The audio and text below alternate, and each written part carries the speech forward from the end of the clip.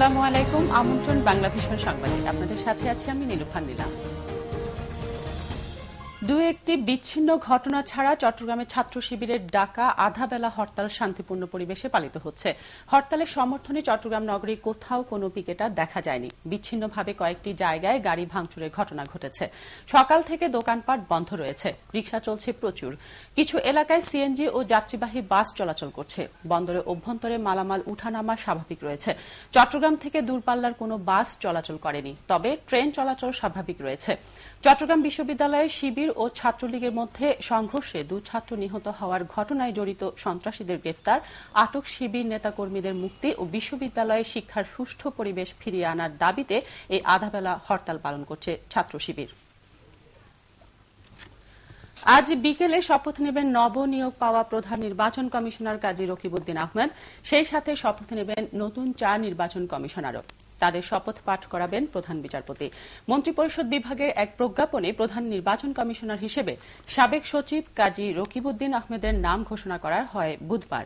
আর নির্বাচন কমিশনাররা হলেন সাবেক যুগ্ম সচিব আব্দুল মোবারক, অবসরপ্রাপ্ত ব্রিগেডিয়ার জেনারেল জাবেদ আলী এবং অবসরপ্রাপ্ত জেলা ও দায়রা জজ মোহাম্মদ শাহনেওয়াজ, সাবেক অতিরিক্ত সচিব আবু হাফিজ।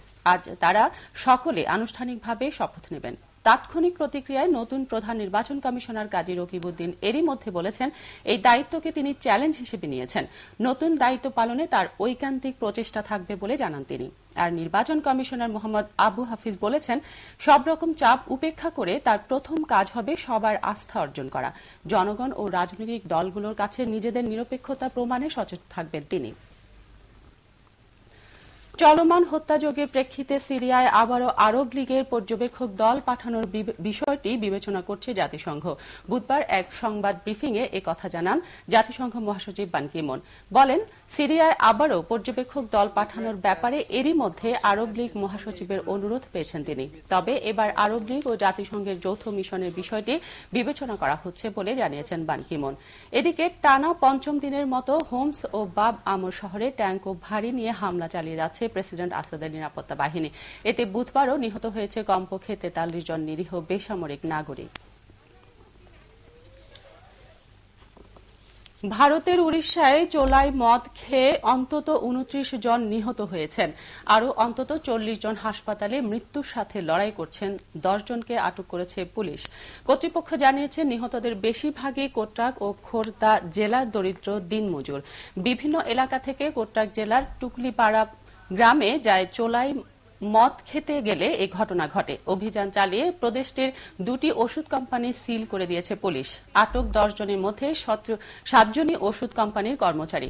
প্রাদেশিক মুখ্যমন্ত্রী অসুস্থদের বিনামূল্যে চিকিৎসা দেওয়ার নির্দেশ দিয়েছেন।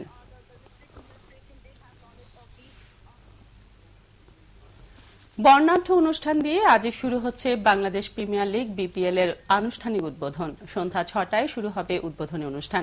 মিরপুর শেরে বাংলা স্টেডিয়ামে 3 ঘণ্টার এই অনুষ্ঠান মাতিয়ে তুলবেন বাংলাদেশ ও ভারতীয় শিল্পীরা। বিপিএল টি-20 উদ্বোধন করবেন রাষ্ট্রপতি জিল্লুর রহমান। টি-20 ক্রিকেটের মতোই বর্ণাঢ্য উদ্বোধনী অনুষ্ঠানের প্রতিটি পর্বে উত্তেজনা ও উত্তাপ ছড়িয়ে দেবার চেষ্টার কমতি নেই বলে জানিয়েছেন আয়োজকরা। বিপিএল এর থিম সং গাইবেন বাপ্পি লাহিড়ী ও শান। এরপর জনপ্রিয় ব্যান্ড সঙ্গীত নিয়ে আসবেন আয়ুব বাচ্চু, মাইলস ও মিলা। ভাষার মাস বলে আয়ুব বাচ্চুর কণ্ঠে 21-এর গান দিয়ে শুরু হবে অনুষ্ঠান। নাচ গানে দর্শকদের মাতিয়ে তুলবেন আইটেম গার্ল বিপাশা বসু, মালাইকা আরোরা ও ঋতুপর্ণা সেন। আরও থাকছে সাকিব খান ও অপু বিশ্বাসের পারফর্ম। ফুটবল ফিরতি লেগে ভ্যালেন্সিয়াকে 2-0 গোলে হারিয়ে স্প্যানিশ কাপ কোপা ডেল রে ফাইনালে উঠেছে বার্সেলোনা। এদিকে আফ্রিকান নেশনস কাপের ফাইনালে আইভরি কোস্টের প্রতিপক্ষ জাম্বিয়া।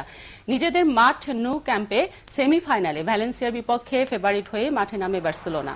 16 মিনিটে ফ্যাব্রিগাসের গোলে এগিয়ে যায় বার্সা।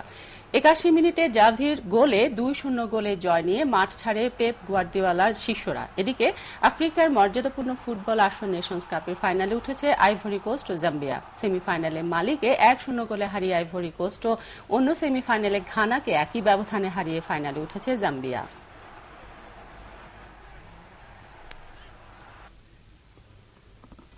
এই ছিল এখনকার মতো। পরের সংবাদ বেলা 12টায় দেখার আমন্ত্রণ রইল। দেশ বিদেশের সর্বশেষ সংবাদ সবার আগে জানতে আপনার গ্রামীণ ফোন ও এয়ারটেল থেকে ডায়াল করুন 1616 নম্বরে। এতক্ষণ সাথে থাকার জন্য ধন্যবাদ সবাইকে।